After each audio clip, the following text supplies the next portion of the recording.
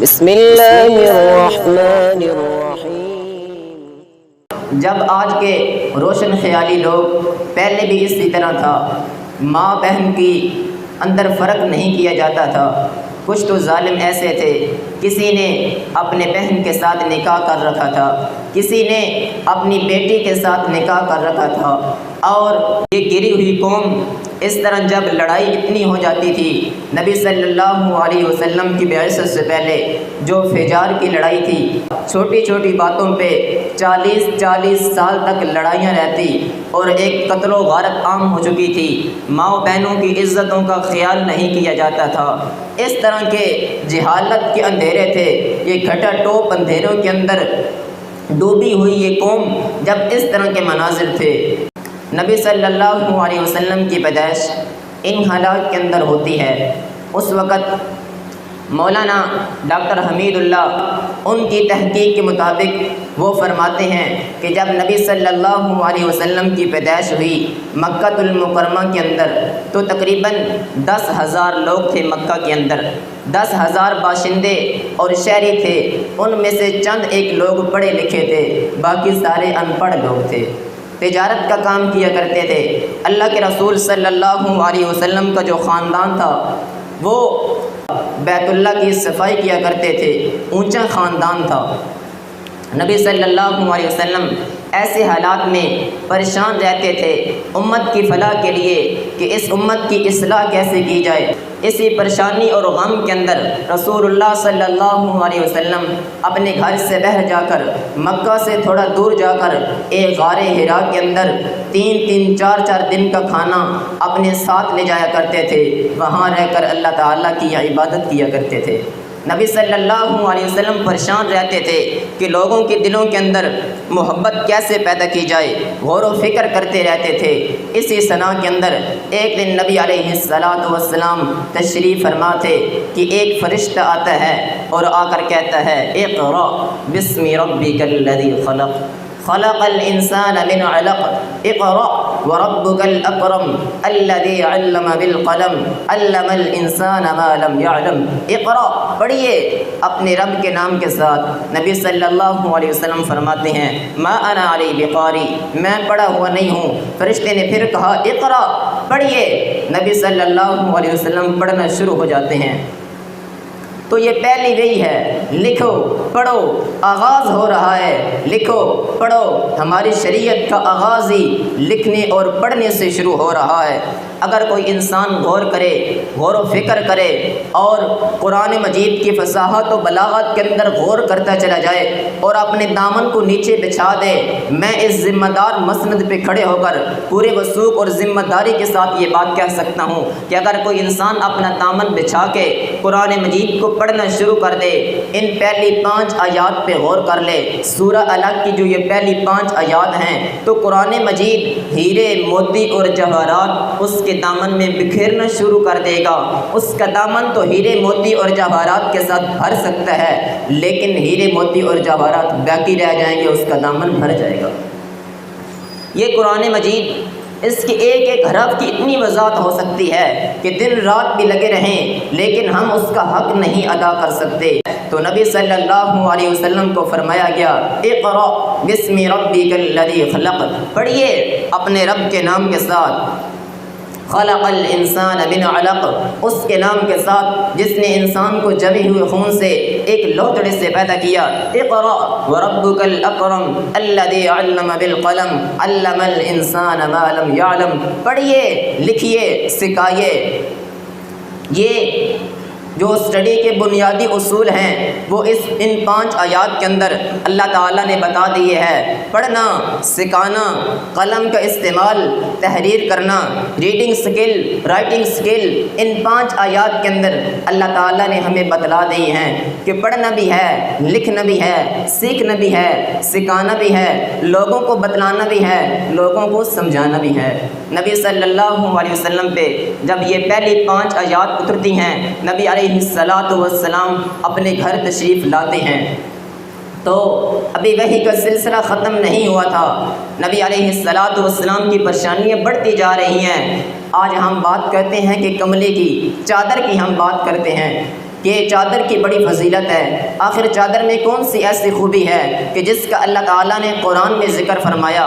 وہ اس وجہ سے اس کی خوبی نہیں ہے کہ وہ چادر تھی، بلکہ اس وجہ سے اس کی فضیلت ہے۔ حضور علیہ الصلاۃ والسلام نے اپنے اوپر غم و عالم میں، پریشانی کے عالم میں امت کی فلاح کے لیے اپنے کندھوں پہ رکھی تو اللہ تعالیٰ نے فرمایا یا ایھا المدثر قم فانذر وربک فکبر وثیابک فطہر والرجز فہجر ولا تمنن تستکثر ولربک فاصبر۔ یا ایھا المدثر، اے چادر اوڑھنے والے، قم فانذر، اٹھیے نا، اب لیٹنا نہیں ہے، کھڑے ہو جائیے، اب بیدار ہو جائیے۔ فانذر، لوگوں کو ڈرائیں۔ کوئی بتوں کو سجدہ کر رہا ہے، ان کو بڑا کہہ رہا ہے، اللہ فرماتے اے میرے نبی صلی اللہ علیہ وسلم فانذر، ان کو ڈرائیے، ان کو جھنجھوڑیے، ان کو متنبہ کیجیے۔ وربک فکبر، کوئی بڑا نہیں ہے، صرف تیرا رب بڑا ہے، اللہ کے علاوہ کوئی بڑا نہیں ہے۔ سب سے بڑی ذات کس کی ہے؟ سب سے بڑی ذات رب العالمین کی ہے۔ آگے فرمایا وثیابک فطہر، اے میرے پیارے حبیب اپنے کپڑوں کو پاک رکھیے۔ والرجز فہجر، اور جو معاشرے کی گندگیاں ہیں، ہر قسم کی غلاظت جسمانی روحانی، اس سے بچیے، کیونکہ اللہ کے رسول صلی اللہ علیہ وسلم ایسے حالات میں پیدا ہوئے تھے کہ جب لوگ جہالت کے اندھیروں میں ڈوبے ہوئے تھے۔ آگے اللہ نے فرمایا ولا تمنن تستکثر، اے میرے پیارے نبی دین کی محنت کرتے ہوئے تھکنا نہیں ہے، رکنا نہیں ہے، بلکہ دین کی تبلیغ کرتے رہیں، دین کی تبلیغ کرتے رہیں۔ دوسرے مقام پہ فرمایا یا ایھا المزمل قم اللیل الا قلیلا نصفہ او انقص منہ قلیلا او زد علیہ ورتل القرآن ترتیلا، اے میرے نبی اٹھیے اور رات کو قیام کریں۔ یہ ہر بڑے لیڈر کی ذمہ داری ہوتی ہے کہ اپنی رعایا کے لیے اللہ تعالیٰ سے دعائیں کیا کرے، اپنی رعایا کے لیے اللہ تعالیٰ سے التجائیں کیا کرے۔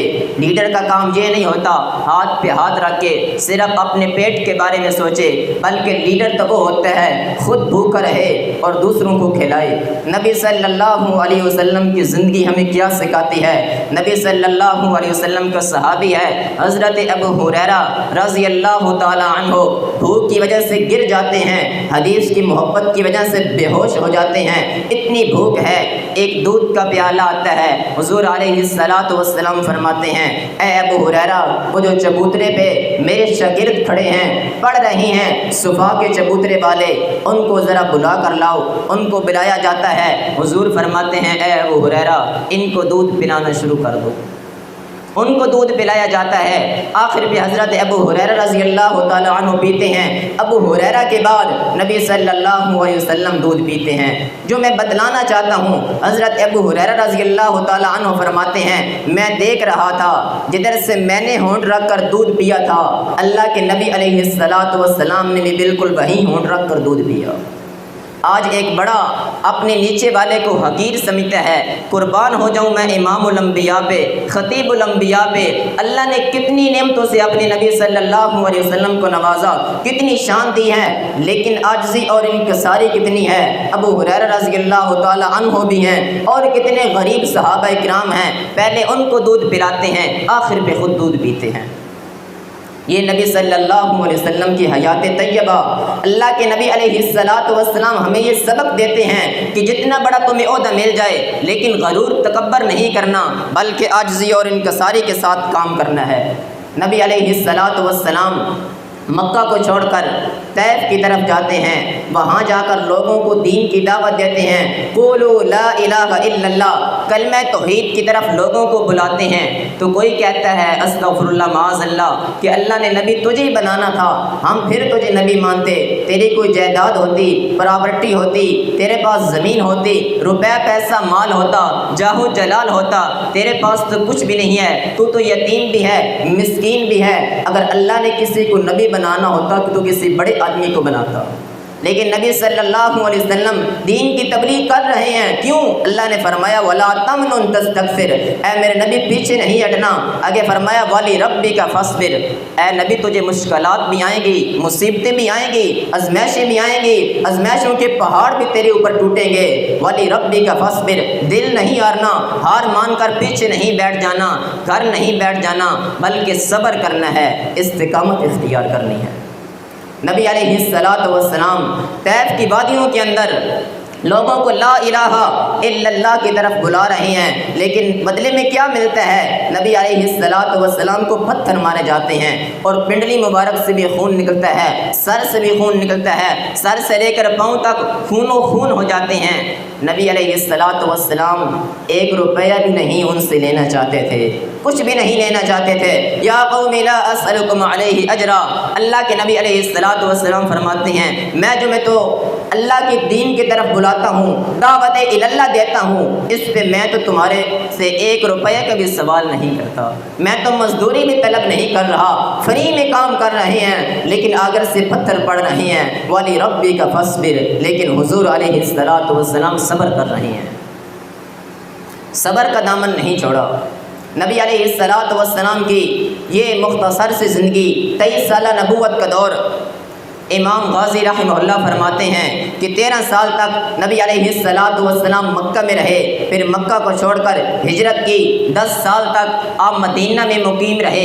یہ 23 سال تک کا عرصہ، اس میں اللہ کے رسول صلی اللہ علیہ وسلم نے ہمیں کیا کیا نہیں دیا۔